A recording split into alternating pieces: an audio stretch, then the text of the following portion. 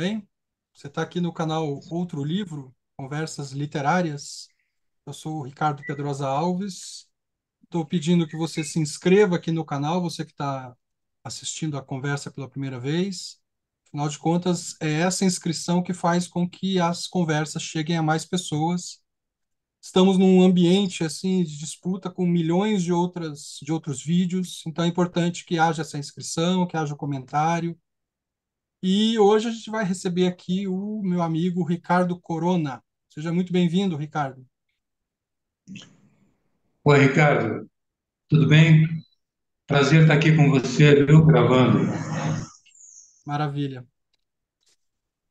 Vamos falar desse livro aqui hoje, o Morada do Vazio e Nuvens de Bolso. Na verdade, são dois livros que estão naquela caixinha que eu mostrei agora há pouco. O Morada do Vazio, um livro de tankas, e o Nuvens de Bolso, um livro de haikais, haikus. O Ricardo vai conversar depois, explicando para gente.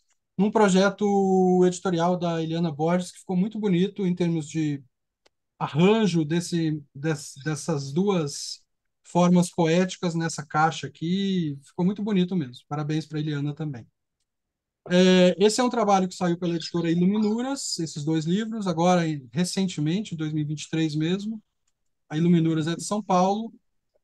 E o Ricardo Corona, além de ser o meu editor de muitos dos meus livros, de três dos meus livros, pelo menos, é um poeta já de longa trajetória. Eu tenho alguns dos seus livros aqui, vou mostrar bem brevemente, mas eu deixo a biografia do Ricardo na descrição do vídeo, né? Por exemplo, ele lançou o Cine Imaginário, o Corpo Sutil, ambos pela Iluminuras, também o Curare, sobre o qual eu escrevi, inclusive, também pela Iluminuras, alguns CDs de poesia, como o Sonorizador, o Ladrão de Fogo.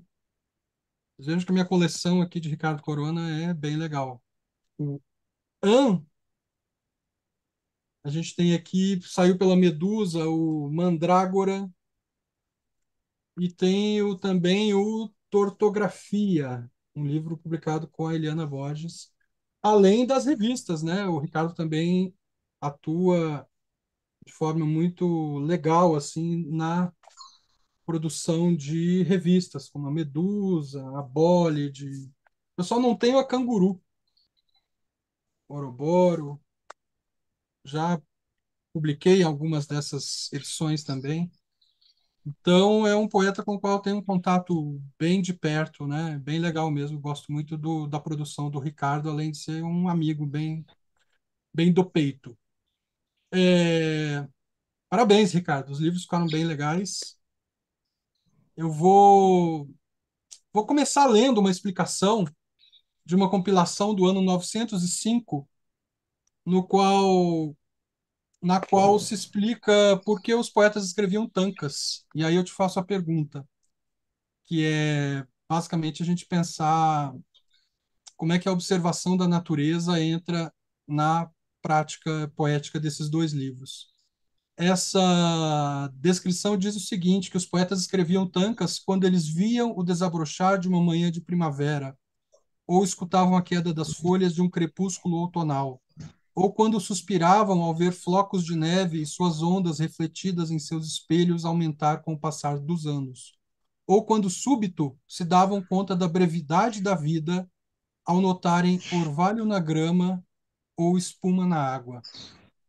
Eu queria te perguntar, Ricardo, o quanto você ter ido para o mato pesou nessa produção, né? Embora ela já venha de mais longa data.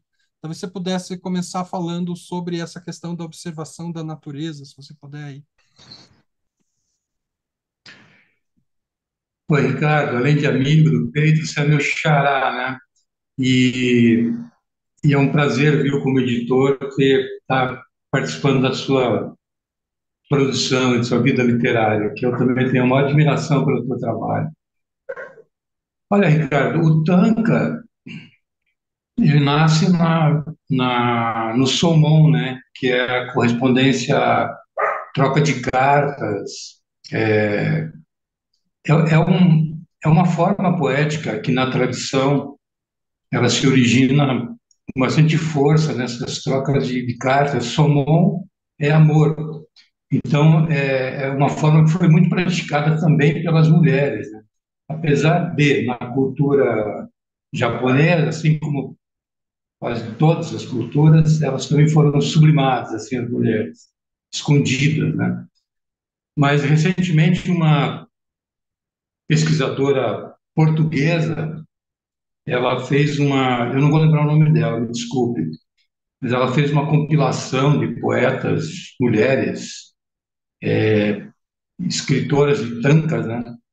E é onde ela conta essa história, assim, talvez um dos primeiros livros na modernidade, que na contemporaneidade, melhor dizendo, que tratam desse assunto da escrita feminina. E ali, novamente, ela aponta com bastante força a origem epistolar do tanka e a preferência que as mulheres tinham por essa forma. E o haiku, numa outra ponta, era bastante praticado pelos homens, né? Pelos samurais, principalmente. E essa observação da natureza, ela está presente em toda a cultura japonesa, chinesa também. E, e eu, particularmente, na minha experiência, eu posso dizer que esses dois livrinhos, eles surgiram com força, com vontade assim, de publicar mesmo, quando eu me mudei aqui para Recreio da Serra. Saí de Curitiba, vim para a região metropolitana, era pandemia, e, e esse contato direto, essa vivência direta com a natureza me fez receber o tanque. Eu percebi o tanque e o raico, e eu percebi que eu estava preparado, assim, já ao longo do tempo, de ter feito várias oficinas, lido bastante, convivido com haicaístas no Paraná. O Paraná, especificamente, ele tem uma presença forte das formas japonesas, né? A gente tem aqui no Paraná a segunda maior colônia japonesa do Brasil, a primeira está em São Paulo. Então, eu testemunho aqui muito forte isso, ou seja, quando a natureza se fez mais presente na minha vida, essas formas apareceram com força. Eu acredito que o haiku e o tanka também, ele é escrito de fora para dentro. Se observando esses mínimos movimentos, esses fenômenos que acontecem, como o vento agora está subiando lá fora, isso te leva a escrever o haiku, né? Quando você desperta para ele, quando você percebe que essa é uma forma e com contagem rígida mas não é ocidental, né? Não tem a mesma razão que tem as formas ocidentais, né? De origem grega, assim, que você senta, elabora e meio que matematicamente resolve ali o soneto, tendo como exemplo. Eu acho incrível isso, essa relação que é zen, né? Você tem uma atitude na qual uma sensação a qual você tem que escrever, e existe uma forma pronta para você escrever aquela sensação. Então, tem uma relação muito forte, sim, com o movimento da vida, assim, o haiku. Isso dá uma contemporaneidade incrível, porque a gente pode transpor essa conversa para o antropoceno, para todo esse conteúdo do planeta, né, que é atual, que está acontecendo, assim. Eu acho que tem uma força muito grande aí que é nova. Está na tradição, mas é nova ao mesmo tempo, é contemporânea ao mesmo tempo. Não sei se eu me fiz entender, mas acho que sim, né? Claro, claro. Estamos aqui com essas intromissões que justamente iluminam, né, um pouco do que você está falando, o som dos cachorros. Hoje a gente está num dia de muito vento, eu tive que silenciar o vento aqui um pouco para te ouvir melhor. E você falou de estar pronto, né? Estar pronto no sentido de possibilitar que essa disciplina estivesse incorporada e aparecesse espontaneamente, né? Eu acho que esse jogo entre o disciplinado e o espontâneo é algo presente nessa poética e você elabora muito bem nesses dois livros aqui. Os livros, eu esqueci de falar, né, que um deles foi prêmio Outras Palavras da Lei Aldir Blanc de 2020, que é o Nuvens de Bolso, e que recebeu também o reconhecimento de trajetória, né, naquele mesmo contexto ali.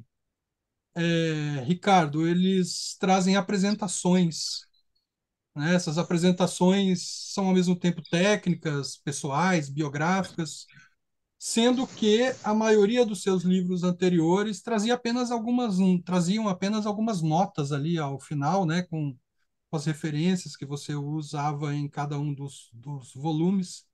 No Curare já tem um prólogo ali relativamente curto. Eu queria te pedir para retomar um pouco o porquê dessas apresentações também, e além de retomar essas apresentações aqui para quem não acessou o livro ainda, né? Não leu o livro. Do que é que se trata ali e por que você traz essas apresentações, especificamente quando você entra nessas poéticas do tanka e do haiku. Os prefácios que eu escolhi escrever, de alguma maneira, eles se relacionam com essa origem epistolar, né? Que veja, tem depoimento, no caso do livro de Tancas, O Morado do Vazio, para mim foi muito impactante como eu conheci o Tanca, né? Bem pela palavra primeiro, eu li no ensaio do Leminski essa palavra, mas o Leminski não comenta, ele apenas cita. E a palavra reverberou em mim percussivamente, assim. Tanca é uma palavra que eu gosto muito, ela é uma palavra boa de falar, assim. Ela vai para a oralidade com uma certa força, né? Tanca. E me chamou a atenção imediatamente, assim, mas eu nem sabia direito o que era. Aí fui pesquisar, descobriu que era uma forma, que inclusive estava associada ao haiku, que eu já conhecia, e, para minha surpresa, numa visita ao Jornal Nicolau, na década de 90, começo da década de 90, o Wilson Bueno me presenteia com um pequeno tratado de brinquedos, que é um livro de tancas dele, saiu pela Iluminuras, e eu li aquele livro assim, no original, no caderno espiral. Eu devorei aquele livro, sabe? E fiquei um bom tempo sem entender muito bem. Eu li aquele livro uma vez como se fossem haikais, e aí aos poucos eu fui percebendo, e daí estudando mais o Tanka, percebendo como o Tanka funcionava, fui descobrindo o Tanka. Então, eu quero dizer com isso que esses prefácios eles trazem até esses testemunhos, né, de amizade, né, de envolvimento com outros escritores e como o Wilson, que é um cara importante não só para mim, acho que para minha geração inteira, assim. E era muito difícil de ter um livro de tantas na época. Me senti um pouco privilegiado, assim, sabe, Ricardo? E, e esse é um dos motivos que me fez escrever também o prefácio do livro de Tancas, porque tem poucos livros no Brasil de Tancas, principalmente de autores e autoras contemporâneos, assim.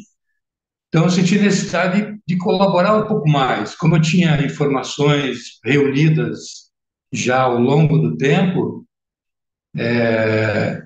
eu resolvi apresentar essas informações num pequeno prefácio.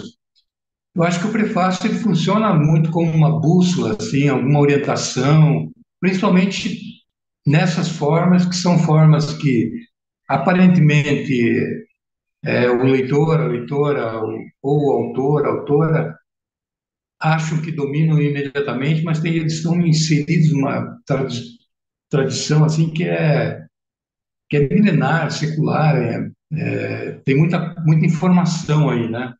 Então eu senti a necessidade de colocar essas questões todas que são pessoais e ao mesmo tempo criar uma baliza, uma série de conceitos assim para o livro. Isso também se dá em relação ao haikai. Não sei se tu percebeu, mas o prefácio do livro de Haikai é mais sutil, assim, né? É mais sucinto.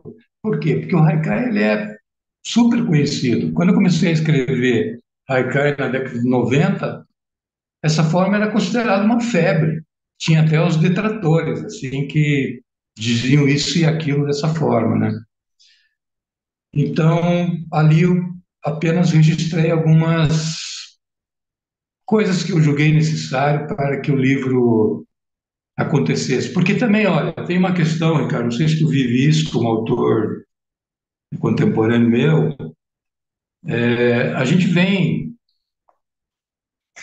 a gente faz parte de uma geração posterior a uma outra geração que parece que fez tudo, né? E teve muita experiência nos anos 60, 70. Então, eu penso que um livro de haikus, um livro de tankas, ele tem que chegar também se explicando assim um pouco, sabe? Também colocando algumas questões na frente do leitor para ele se deparar com essa produção. Também tive essa necessidade, assim, sabe? Então é isso. Pois é. Eu sinto ali uma espécie de vontade decorrente dessa necessidade de fazer uma espécie de tradução, no fim das contas, né? De tradução desse processo, de tradução dessas formas, né? E ali você fala, por exemplo, das questões técnicas linguísticas da língua japonesa, do português, mas fala de algo muito interessante que é uma espécie eu estou chamando aqui de antropofagia sutil, que é o que você comenta sobre o abrasileiramento dessas formas. E no final ali, principalmente, você diz que esses livros são uma tentativa afetuosa de trazer parte da poética japonesa para a cultura brasileira. Então, eu queria que você pudesse falar um pouco sobre esse aspecto do abrasileiramento, dessa antropofagia que acontece sobre essas formas. Como é que você pensou isso? Claro, a gente vai escrevendo mais intuitivamente, mas ao mesmo tempo vai refletindo e criando consciência do que a gente está fazendo desse processo que você denomina como abrasileiramento. O que seria isso exatamente? Eu acho que uma questão lançada pelo próprio Leminski foi a de que a forma, né, a contagem rígida, silábica do 575 é meio que impossível, dadas as diferenças entre a língua japonesa e portuguesa, Brasil, você trazer essa contagem rígida. Veja, o Guilherme de Almeida ele fez isso, né? E hoje é meio que lugar comum, assim, considerar as tentativas de fazer o haiku no Brasil aritmético, vamos dizer assim, matemático, como o Guilherme de Almeida fez, como experiências não muito bem sucedidas, né? Tem coisas legais no Guilherme de Almeida, eu reli ele recentemente, por conta até desses livros meus, mas tem muita forçação, assim, alguns poemas que se parecem mais com quadras do que com um haiku, né? Então, acho que o Leminski ele cria essa, essa diferença assim na produção dos haikus dele, que a Alice também leva adiante, que eu acho que a gente, chegando depois, não tem como negar. O Leminski é uma espécie de baixou assim para nós, né? Ele fez uma pequena, uma micro-revolução dentro do haikai brasileirado. Porém, tem uma outra questão que para mim é importante, e que talvez o Leminski não tenha tocado, não tocou, que é você não pode abandonar o espírito do haikai, por mais que você não traga a forma fixa, não consiga isso, você não pode abandonar aquele espírito que faz parte, que é corporal, que é a observação diante das coisas do mundo, né?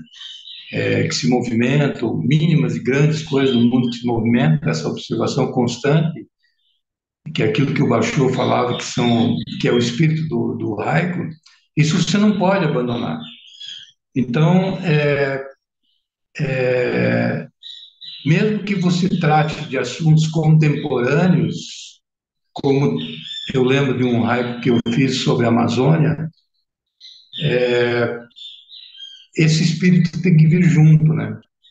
E ao falar da Amazônia, acontece automaticamente da mesma forma que é impossível trazer a forma rígida, ao falar da Amazônia, acontece automaticamente um abrasileiramento do haikai, porque são questões que são caras a nós brasileiros, né?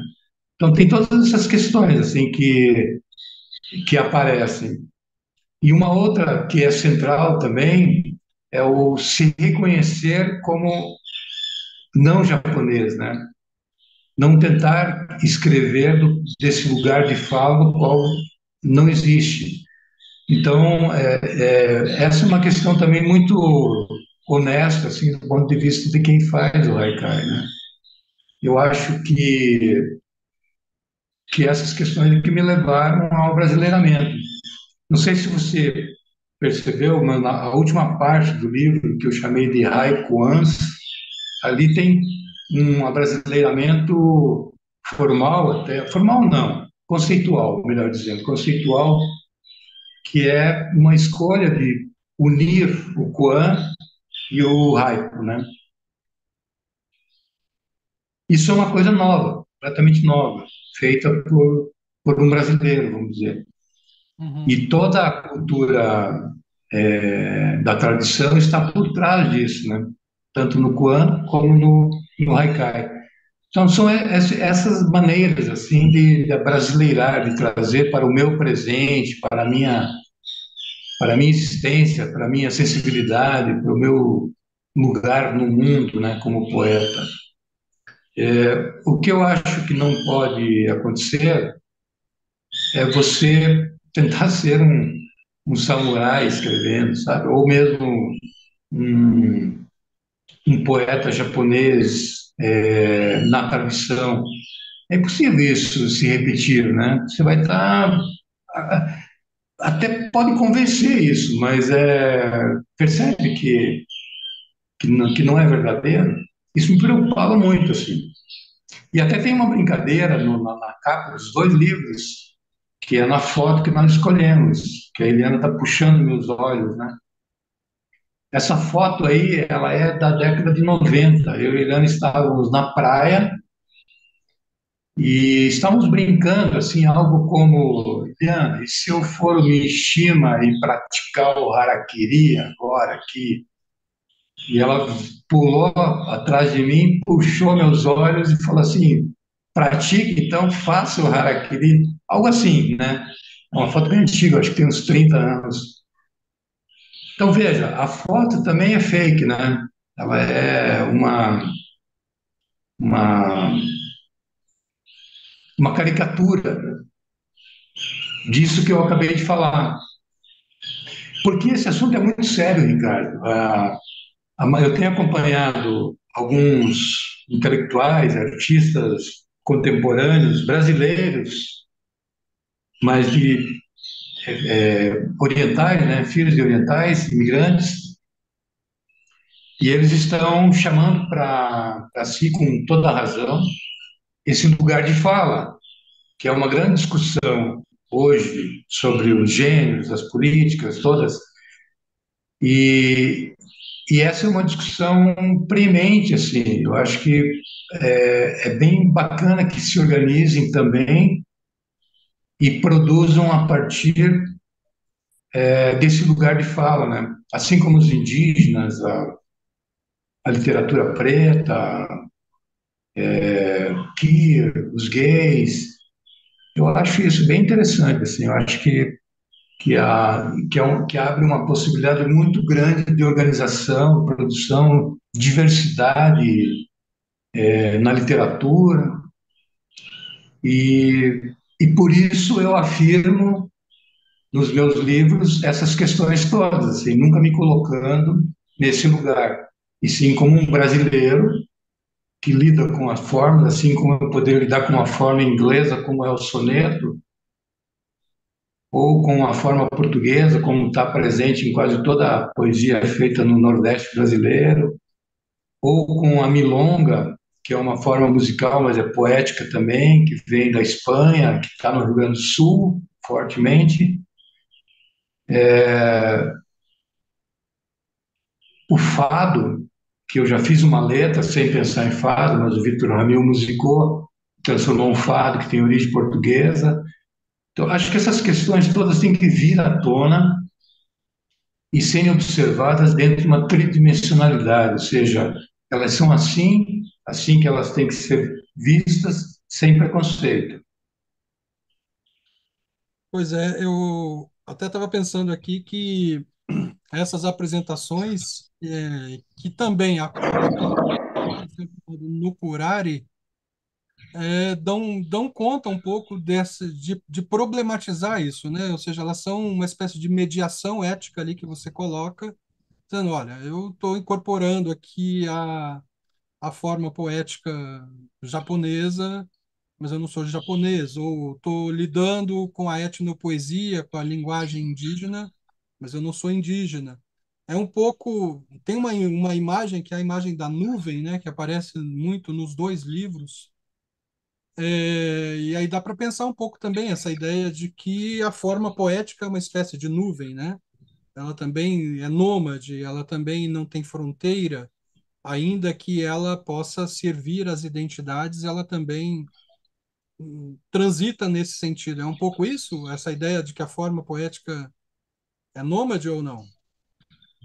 Totalmente, Ricardo. Você tocou agora no centro dos dois livros, que é a nuvem como é uma entidade nômade que está viva no mundo e não necessariamente pertence a algum lugar ou outro, né? Não necessariamente precisa pertencer, ela pode pertencer, mas ela não necessariamente precisa pertencer. Tem vários radicais que tratam, inclusive, do assunto fronteira, e, tem um que eu lembro agora, que é. Eu não lembro, Ricardo, totalmente dos haicos, porque os livros foram lançados agora, mas tem haikais aí nos livros que tem 30 anos. Então, eu não lembro de memória, assim, teria que procurar. Mas eu lembro de um que eu coloco o som, um alarido, de um catavento num, num outro lado do que seria uma fronteira e meio que pergunta, assim, qual é a identidade desse alarido, né? Se o som também atravessa uma fronteira sem precisar dizer nada a ninguém, né? Assim como a nuvem. Então, são formas que se movimentam, têm movimento, e, e não pertencem a lugar nenhum. O vento Eu, cruza a fronteira, deixando para trás o alarido do catavento. Esse, né? isso, isso. O catavento pode até ser possuído em algum momento. Vamos criar uma fronteira aqui, como hipótese, a mais próxima da gente, Paraguai e Brasil. Alguém passa com um catavento e esse catavento, no lado brasileiro, ele pode ser considerado um objeto daí brasileiro, né? Em algum arquivo ele já entra e, isso aqui vai ficar por aqui, foi confiscado, tal. Mas o som que talvez ele tenha produzido, possível, né? De você dar identidade a isso. Uhum. O Mário de Andrade, naquele pequeno ensaio dele, que eu acho que eu cito ele num dos prefácios, ele também Sim. fala algo, né? Ele fala algo assim da nuvem, né? Não, que o Oriente é tudo que passa. Você tem aí? Oriente é tudo que passa e se diferencia da civilização que ora corresponde ao momento. Tá no Nuvens de Belo Sul. É isso, né? Achei um outro aqui que é Forte Ventania, as nuvens cruzam a fronteira. Massa. Exato. E tem o Memai também, né, que eu lembro aqui no prefácio do Nuvens de Bolso, o Memai é vertigem, né? Então, a imagem é a da nuvem, ou melhor, o memai da passagem da nuvem, a vertigem, né, da nuvem. A nuvem, quando lá está, já é outra, e ao mesmo tempo, supostamente igual em sua diferença. Tem esse dado também que eu acabei esquecendo de comentar. As nuvens se parecem umas com as outras, né? Assim como o floco de nuvem, cientificamente falando, tendo o floco de nuvem como exemplo, Neve? não existe nenhum floco de nuvem igual ao outro, né? Todos são diferentes. É como Sim. uma marca. Então tem isso também, tem essa vertigem assim deles serem totalmente diferentes um do outro. Massa. Achei legal que você falou floco de nuvem. Ficou interessante também. Ah, eu falei floco de nuvens, é floco de neve, né? Interessante.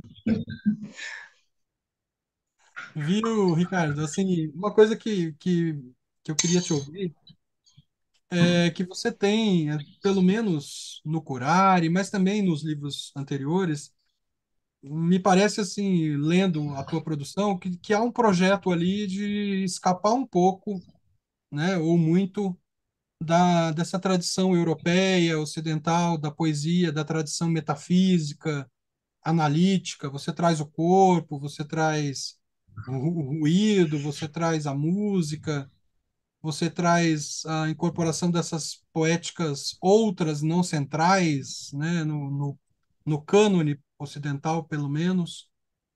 No Curare você incorpora talvez o ápice o humano, que é a poética indígena. E aqui me parece uma busca já por um outro ápice, que eu diria que é o ápice do além do humano, né? Que é o vegetal, o atmosférico, o animal. Você diria que o Ricardo que está praticando aqui as nuvens de bolso e a morada do vazio, como é que você situa essa produção em relação a essas poéticas anteriores suas? Que continuidade e descontinuidade tem nesse projeto recente desses dois livros?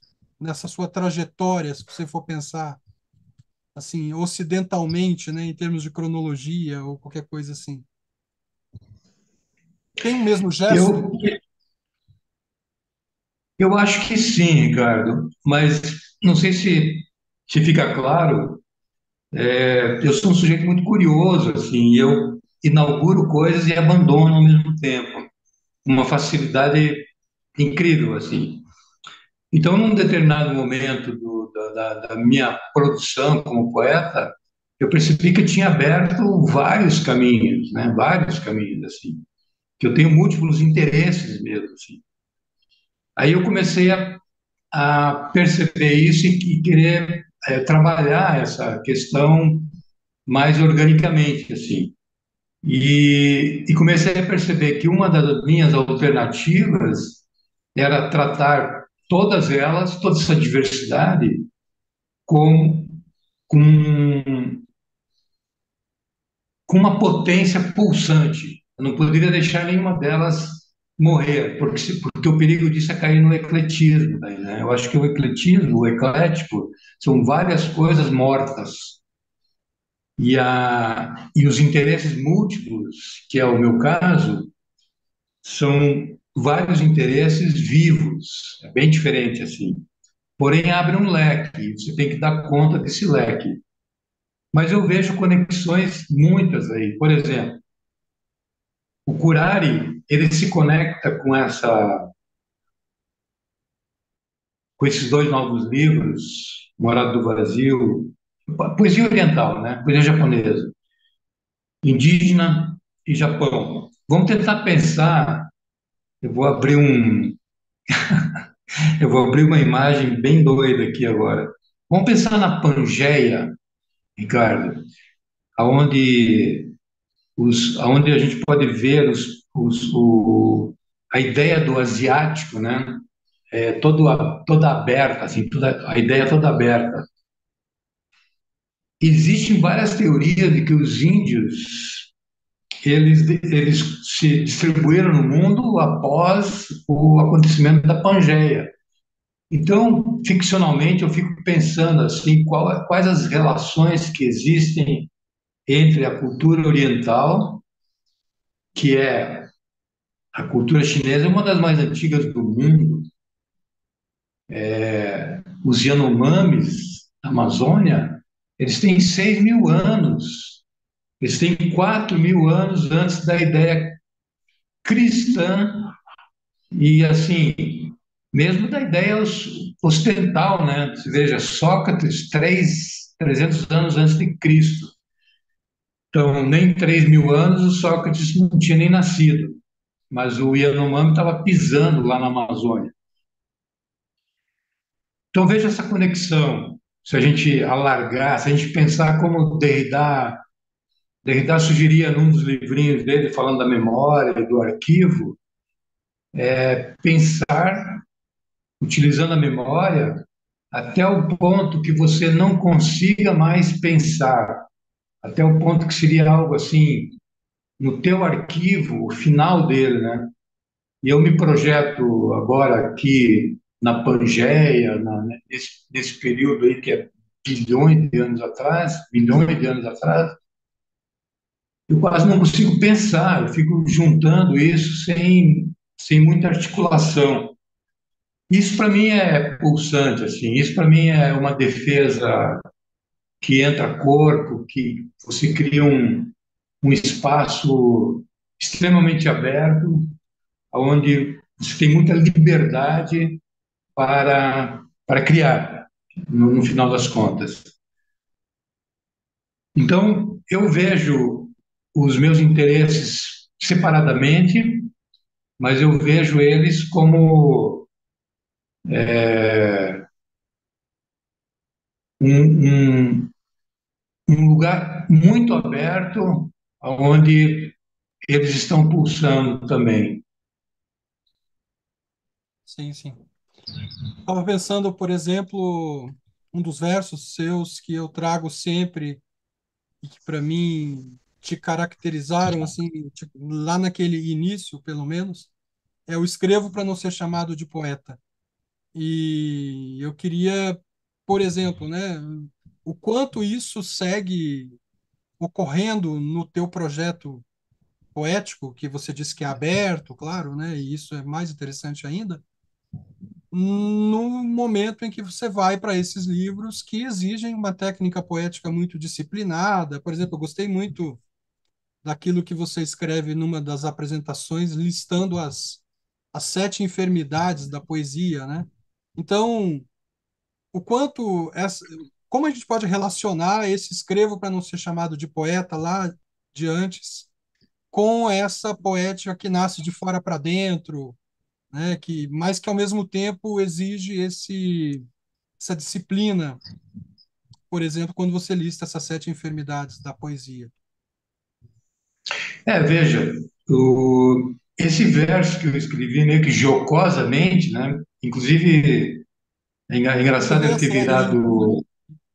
Hã? Eu levei a sério, puxa vida, hein?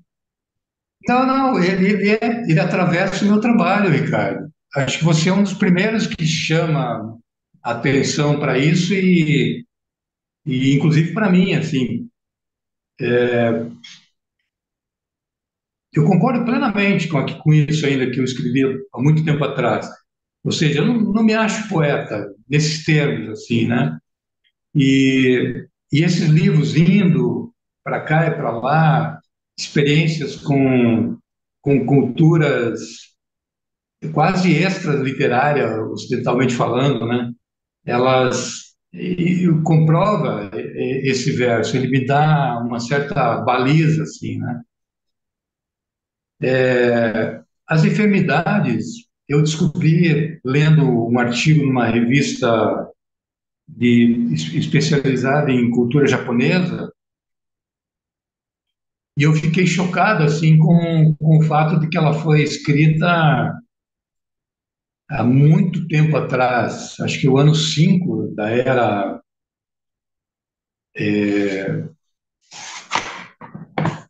Eu vou até atrás aqui para te passar a informação correta enquanto falo. São enfermidades que ele coloca assim, que não podem aparecer. Até eu faço uma meia-culpa aqui, Ricardo. Algumas delas aparecem nos meus tancas, porque é muito difícil você evitá-las, né? Primeiro que você está lidando com uma língua. Primeiro que o propósito do A língua feminina, Fujiura, né? Ramanari, né? Amanari, ele escreveu no ano 3 da era Roque, ele escreveu para o imperador, a pedido do imperador Konin, né? Ano 772. E é incrível como é atual, assim. Agora, eu apliquei todas na medida do possível, porque tem algumas que fica muito claro que é uma enfermidade que ele chama atenção para o fato de que a língua japonesa, ela é tonal, né? Então, se você não cuidar algumas palavras, quando ditas, lançadas ao ar, elas, elas vão ficar muito parecidas e é a dificuldade de se entender o tanka ou o haikai quando dito em voz alta, assim. Então, ele chama atenção para não utilizar algumas assonâncias, que é muito comum na literatura ocidental. Aliás, é uma riqueza, às vezes, na literatura ocidental, você tratar uma literação, uma assonância interna e tal, né? Por vezes, no Tantra, isso atrapalha, justamente porque ele fica impossível de ser lido em voz alta, ele fica uma poesia presa à escrita, né? Então, essas enfermidades eu meio que deixei de lado, assim, mas a maioria eu tratei de absorver, assim. Eu fiquei muito feliz, tanto quanto você, quando eu descobri essa lista de regras, porque deu um norte assim para a minha produção de tancas. E eu achei incrível também, por um outro lado, isso não está sendo melhor divulgado. Também, voltando àquela pergunta que você me fez a respeito dos prefácios, você veja, isso aqui é um conteúdo extremamente importante, assim, que tem que circular, né?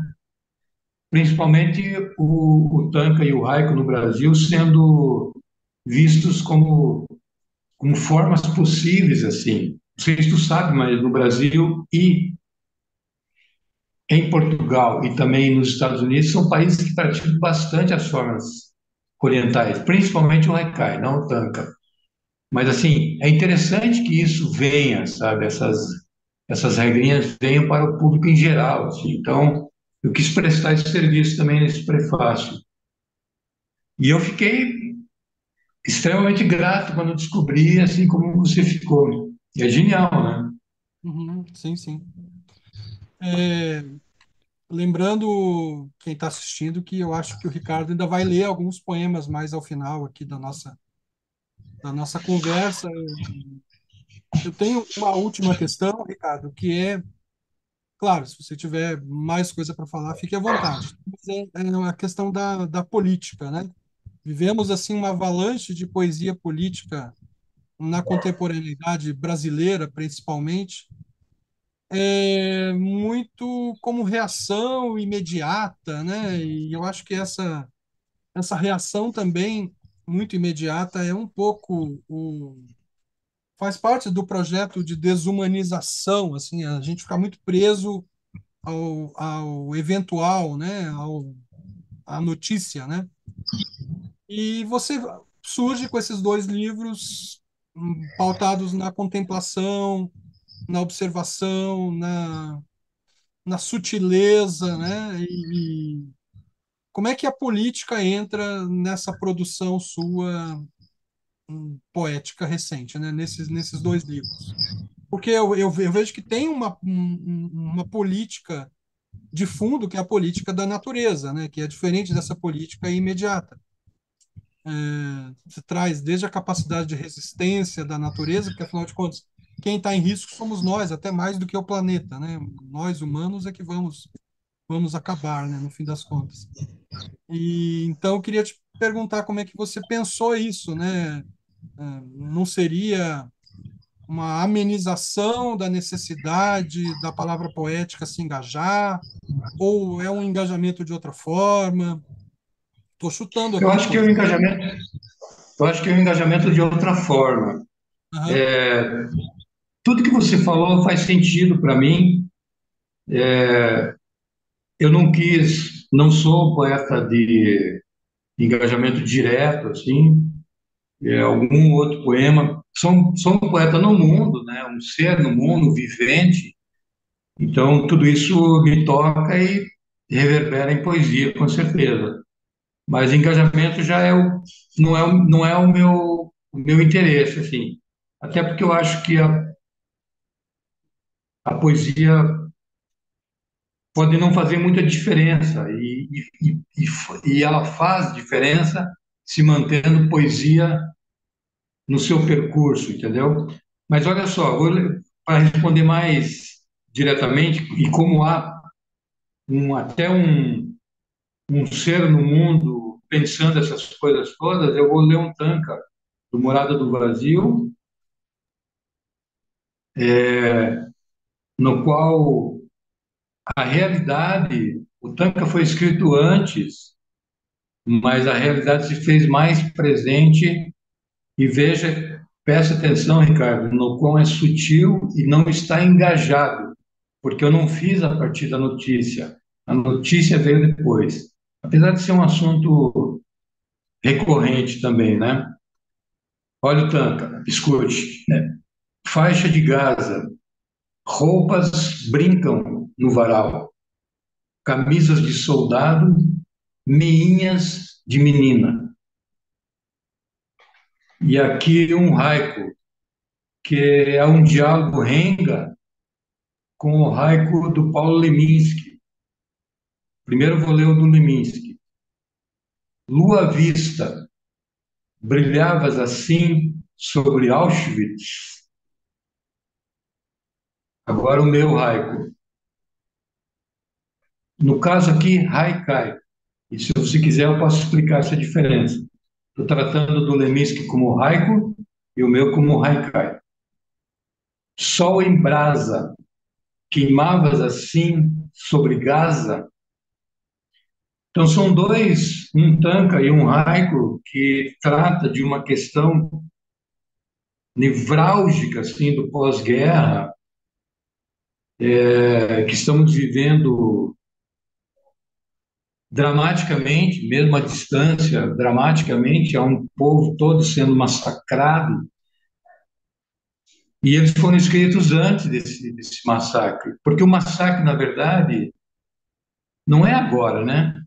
Aquilo que está acontecendo é uma questão que vem do pós-guerra, sim.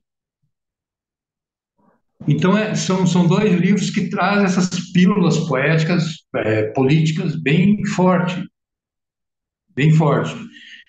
E a observação na natureza, que o Haiku e o Tanka também trazem, eu acho que não há nada mais político hoje do que um posicionamento diante do planeta, né? Eu acho que o Haikai e o Tanka, eles podem ser e são formas poéticas que nos abrem uma discussão sobre a nossa vida aqui na Terra, né? Nós fazendo parte disso ou não. A gente parece que não faz parte do planeta, assim, nós estamos no grande, nós estamos ainda sequestrados pelo grande shopping center que é o capitalismo, né? Distanciados disso tudo. E por incrível que pareça, as formas japonesas elas se aproximam desses movimentos mínimos e altamente políticos, que é você não, por exemplo, não ter consciência e não maltratar uma abelha, sabe? A importância da abelha hoje no mundo, de uma árvore, sabe? É que há todo um discurso que está dentro do shopping center, da natureza, que tem que ser abandonado, né? Tem que ser rifado completamente. E a poesia japonesa, as formas poéticas japonesas, elas te jogam para diante do fenômeno, assim, né? Faz você viver o fenômeno. A começar pelo seguinte: você não escreve uma poesia japonesa sentando e escrevendo. O fenômeno tem que acontecer, de fora para dentro. E ele acontecendo significa que você está preparado e que aquilo de fora te tocou. As coisas simples que estão aí, né? Simples e potentes que estão no mundo. Então, eu acho isso muito político também. Também acho. Também acho. Ricardo, talvez você pudesse então fazer essa explicação do Haikai e do Haiku e falar um pouquinho como é que esses poemas ocorriam a você e como você decidia que um era o Haiku e o outro era o Tanka, né? Ou seja, assim, eu vejo o Tanka também como uma espécie de haiku que tem um comentário, que tem uma observação naqueles dois versos finais. Como é que isso funcionou para você? Talvez pudesse fazer a explicação dessas várias formas que você faz uso aqui e como é que elas surgiam para você, já que é a partir de um evento, a partir de uma abertura a essa ocorrência, né, no fim das contas. Tá. Então, vamos primeiro na tradição, né? O haiku, ele surge, né? Ele é mais praticado um período pela relação do mestre e do discípulo, né? Então, o Haikai no Renga. Então, o mestre, ele pedia para o discípulo ou entregava ao discípulo uma forma que chamava Roku, que seria a poesia, o poema que deflagraria o Haikai no Renga. O Haikai no Renga é uma sequência de poemas nos quais os discípulos praticavam a partir desse Roku, que seria o haiku inicial, e para fazer um poema longo, que poderia tomar até 100 estrofes, assim, né? O Haikai no Renga. Eram práticas de ensinamento, né? Relação mestre e discípulo, assim. Com o tempo, os discípulos, eles começaram a desejar escrever o Roku, esse haiku inicial. E o mestre foi delegando, foi deixando. Com o passar do tempo, o Roku, ele se desloca do Haikai no Renga e começa a surgir como forma individual. Daí surge o Haiku, que é a forma individual 575, né? Essa forma, ela passa a existir no mundo isolada do Haikai no Renga, né? E os haikais praticados pelos discípulos se chamavam haikai. Então a diferença básica é o Roku, que se transformou em haiku, e o haikai, que era praticado apenas dentro do haikai no Renga.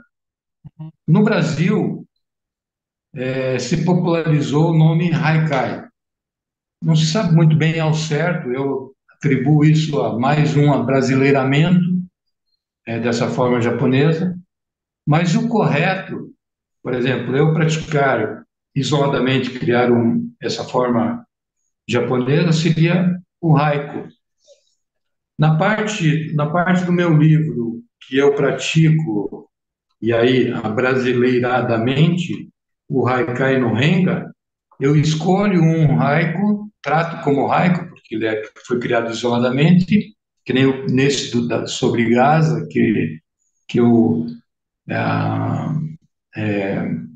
vou adiante discussão com o Leminski sobre Auschwitz e Gaza, trato do Leminski como um haiku, como sendo de um mestre, e o meu como haikai. Então, basicamente, é essa a diferença, sim. Você veja, nos Estados Unidos é conhecido como haiku, não como haikai. O haikai, eu acredito que nem é muito conhecido lá. Os haikus criados isoladamente eram chamados de haikus mesmo, sem, não teve essa confusão que tivemos aqui entre nós, assim. Quem chama atenção para isso também é o Sérgio Medeiros, quando ele traduz uma coleção de poemas japoneses, saiu recentemente pela Cultura e Barbárie. Ele trata desse assunto também e levanta essa questão assim. Então, eu achei por bem também trazer essa informação para a gente ir corrigindo isso ao longo do tempo, ao passo que também não é um problema, assim, e pode ser também tratado o Haikai como um abrasileiramento. Sim. Mas é bom que a gente saiba disso. Talvez até O uma. restante da pergunta eu não lembro, Ricardo, que você falou, Eu perguntou vou mais comentar coisas. aqui. Não, talvez até uma polidez da língua portuguesa mesmo, né? De evitar o cu e ficar com o cai, né? No fim das contas, né? Tenha levado a isso. Mas, Ricardo, Pode, o que eu, pode o ser. que eu tinha te perguntado é sobre como é que essas duas formas ocorriam a você, né? Na hora da escrita dos poemas. E como é que você decidia que aquilo ia ser um tanka ou ia ser um haiku, né? O haiku é mais orgânico, assim, como ele surgiu para a gente com força na década de 90, década de 80 até, a presença do Leminski, da Alice, todo mundo praticando. Aqui em Curitiba teve uma época que cada esquina tinha um haikaísta, assim, o que era maravilhoso, né? Eu fui aprendendo mesmo que não querendo, assim, você ficava sabendo da existência do haikai. Então, eu incorporei muito rapidamente. É claro que com o tempo eu fui me aprimorando, assim, querendo saber mais, porque eu sou curioso mesmo. O Tanka, ele é mais técnico para mim. Pra você ter uma ideia, depois do livro do Leminski, das pesquisas iniciais, lendo Tankas aqui e acolá, em pequenos artigos, sempre muito mal traduzidos, eu falo isso porque eu li a respeito também dessas traduções e especialistas comentaram sobre isso, né? Mas essa notícia aí das enfermidades, das formas, e a minha vinda para cá, começou a surgir uma produção mais intensa, sabe? Tanto de haikai como de tankas também. Comecei a tomar coragem, assim. Eu nunca me preocupei com o Kigo, que é o primeiro verso que me preocupa no haiku. Por vezes eu abandono ele, mas abandono se for prejudicar o resultado final do haiku, né? Mas eu procuro sempre respeitar esse primeiro verso que ele situa, eu acho bem bacana, assim, mesmo sendo uma imagem fixa, dia de aniversário ou algo assim, é muito importante para o terceiro verso, que é onde o haiku se abre, assim, às vezes o Kiko é até mais importante, porque ele orienta essa filosofia que o terceiro verso normalmente contém. O Tanka, eu me preocupei mais na montagem dele, fazendo com que o primeiro verso, o terceiro verso ressoasse no último, no quinto, por tentando manter o 575, 77 e também criando uma extensão, como você falou, do haikai, assim, né? Eu sempre pensei que o haiku é manhã, tarde e noite. E o tanka, ele se abre para uma possível madrugada, assim, sabe? Então é como se você passasse a experiência do haiku sem querer escrever o haiku e se jogasse na madrugada, assim. Eu acho que ele tem essas presença de espírito físico-corporais, assim. Essa é uma orientação que eu posso dizer como um brasileiro que pratica essas formas, né? Foi Uhum, muito importante essas enfermidades também do, do estudo que eu li ali. uhum, maravilha. Então é isso, gente. Estamos aqui falando do Nuvens de Bolso e do Morada do Vazio. Que tal ler uns poemas pra gente aí, Ricardo? O que você acha? Vou ler dois haikus, então, e dois tankas. Pode ser? Tá ótimo. Meio ao acaso, meio ao acaso aqui, ó. Tem uma casa, hã? Opa, adoro esse aqui. Pássaros no chão, pessoas passam, passares, lua alta, ondas crescem, obedecem. E agora eu queria ler o tanka mais escolhidinho, Uhum, que é esse aqui, eu adoro. Ó. Eu fiz esse tanka em Pato Branco, quando a minha mãe estava viva ainda, ela faleceu ano passado, e a minha mãe, ela cuidou a vida inteira, dona Delinde, de uma jabuticabeira, né? Essa árvore, ela atravessa. Eu não nasci naquela casa que está a jabuticabeira, mas o meu irmão mais novo, o Sandro, nasceu e eu fui para casa, para aquela casa, eu acredito que eu devia ter uns 7 anos. Então ela atravessa toda a minha infância, essa jabuticabeira, né? E a minha mãe, ela impediu que os galhos fossem cortados, porque ela tá lá ainda, né? E ela fazia sombra no quarto dela. Chegou um tempo que chegou a criar uma certa umidade assim no quarto, porque o sol não batia com tanta frequência por conta dos galhos da jabuticabeira. Pois ela não deixou ninguém cortar, tá? A família cogitou e tal, eu fiquei do lado dela. Ela falou que não era problema, não estava incomodando aquele, aquela umidade e que ela não queria cortar essa jabuticabeira, não deixou cortar a jabuticabeira. Aí eu fiz esse tanca para ela também, e que é esse assombro aqui, ó. Jabuticabeira, estou feliz em revê-la, tão sublime e altiva, caule e galhos com olhos negros. Aí eu me arrepio, porque envolve muito a minha mãe, esse tanca. E, e a imagem dele, com a jabuticaba, né? Ela estava cheia de frutos quando eu fiz esse tanca. E essa outra aqui também, que é para uma cerejeira aqui no Recreio da Serra, que eu e a Helena plantamos. Não sei se vocês sabem, Ricardo, mas a cerejeira ela cresce com uma velocidade incrível, assim. A gente não sabia. Nós plantamos há uns 5 verões atrás e hoje está uma árvore feita ali, sabe? Ela não deu frutos ainda, mas está bem florida. Provavelmente daqui umas duas verões aí, primaveras, ela traz frutos também. E essa cerejeira, a planta cerejeira, a árvore cerejeira, ela é extremamente importante no Japão. É uma árvore sagrada, assim. Então vamos lá. Cerejeira em flor, descansei em tua sombra.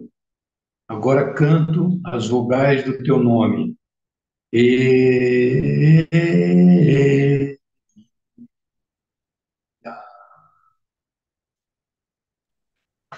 maravilha, maravilha. Dos quatro que você leu, dois têm essa experimentação com som que remetem aos seus trabalhos anteriores também. Ficou bem legal esse hibridismo que você conseguiu aí, né, colocar nos poemas. Então é isso, É obrigado desse, pela. pela participação aqui. Ah, Foi. Pois não, fala aí. eu ia só completar, Ricardo, que é assim que eu me torno um praticante dessas formas, ou seja, trazendo as minhas coisas, as minhas questões, né? Isso é que é o abrasileiramento que eu estou levemente, sutilmente colocando em questão aqui nesses livros também. Uhum. E que você começou falando do Wilson Bueno, né? Também está lá presente no Tratado de Brinquedos, né?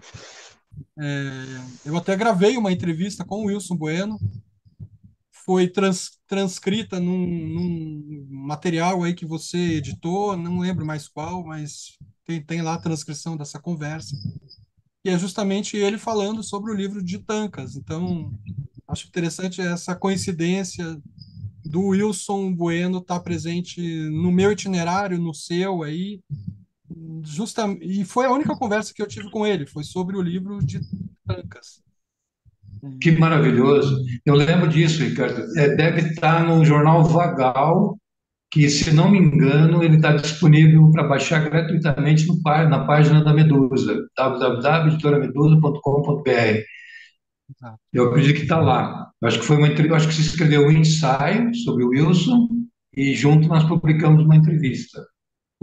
Eu mixei as coisas, eu juntei, assim, eu tornei indistintas um pouco. Acho que é isso. É Maravilha, isso. é isso. Então, gente, falamos hoje. Vou deixar o link para vocês adquirirem os livros da Iluminuras, o Morada do Vazio, opa, e o Nuvens de Bolso. Obrigado pela presença. Tivemos aqui a Poxa, companhia foi do. muito legal. Foi muito legal, Ricardo. Adorei a conversa. Acho que foi espontânea, verdadeira, assim, isso me interessa muito. E o canal está de parabéns. Eu tenho acompanhado várias entrevistas. Eu vi a do Ricardo Aleixo, por exemplo, que está maravilhosa.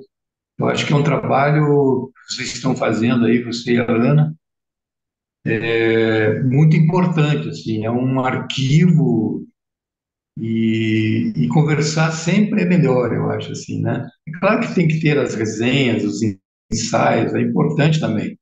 Mas a fala dos próprios poetas e intelectuais e tal que passam pelo canal aí, homens e mulheres, vai com o tempo, se já não consagrou isso, um arquivo bem bacana, bem potente. Parabéns aí a vocês.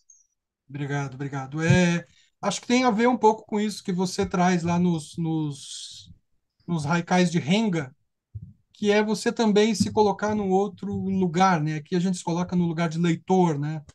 Eu saio da minha condição de autor, de crítico, e me coloco mais na escuta aqui. Eu acho está sendo bom também, está sendo saudável para mim. Eu acho que, além dos frutos, para mim está sendo saudável também. Colocar nessa posição de discípulo um pouco, né? Não sair um pouco do pedestal. Eu acho que é uma coisa interessante também. Obrigado, Legal, Ricardo. é isso. Semana que vem, Valeu. outro livro, gente. Obrigado. Um abraço. Valeu.